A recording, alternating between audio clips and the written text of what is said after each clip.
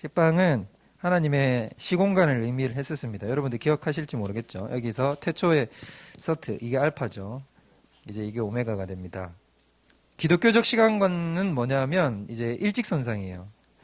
그래서 하나님의 눈의 관점에서 봤을 때는 이렇게 우리가 지금 이걸 보는 것처럼 이 영혼의 관점, 그러니까 시공간 바깥에 나와서 이렇게 보는 거예요. 그렇기 때문에 하나님의 입장에서는 영혼에서 우리 시공간을 대하기 때문에 하나님께는 현재, 과거, 미래라는 것이 크게 의미가 없어요.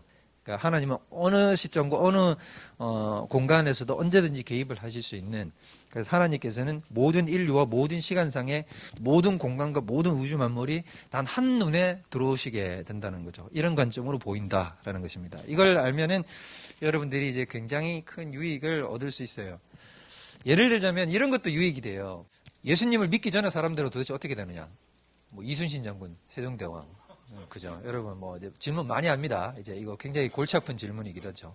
C.S. 루이스가 이제 이 부분에 대해서 순전한 기독교를 여러분들이 한번 읽어보시면 어떻게 답을 하냐면 이런 식으로 대답을 해요. 일종의 통나무 같은 나무라는 거죠. 이제 나무, 살아있는 나무 같은 거, 나무라고 한다면 어떤 시공간 전체를, 하나님의 구속사적인 계획 전체를 나무라고 본다면 살아있는 나무에다가 중간에 도끼질을 해서 도끼를 꽝 찍잖아요.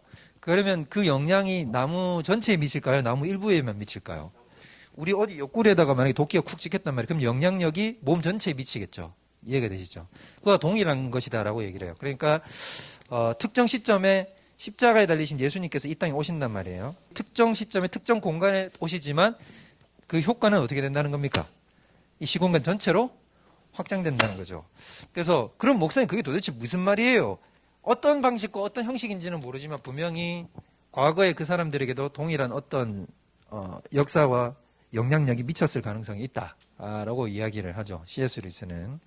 저도 어떤 면에서는 조금 동의를 하는 편입니다. 근데 분명한 건 뭐냐면 어떤 방식으로 그들의 영향이 미쳤는지는 우리가 알 수 없어요. 없는 부분입니다. 그렇기 때문에 무리한 해석은 하면 안 됩니다. 그래서 조심을 해야 되는 부분이 있고 만약에 그런 질문이 나올 때 여러분들은 결국 성경에서 그런 부분들에 대해서 침묵을 하고 있기 때문에 우리가 무엇에 기대할 수밖에 없냐면 선하신 하나님이란 성품에 기댈 수밖에 없어요. 그러니까 하나님께서는 공평정대하시고 공의로우신 분이시기 때문에 반드시 불의한 방식이나 불공평한 방식으로 구원을 주시지는 않을 것이다 라는 것에 우리는 확신을 가질 수 있죠. 그래서 최후의 심판대 앞에 섰을 때 아무도 하나님 아버지께 이거 잘못된 겁니다 라는 식으로 이렇게 이야기할 수 없다라는 것입니다. 그렇게 없게 만드는 공의와 공평을 보여주실 것이라는 거죠.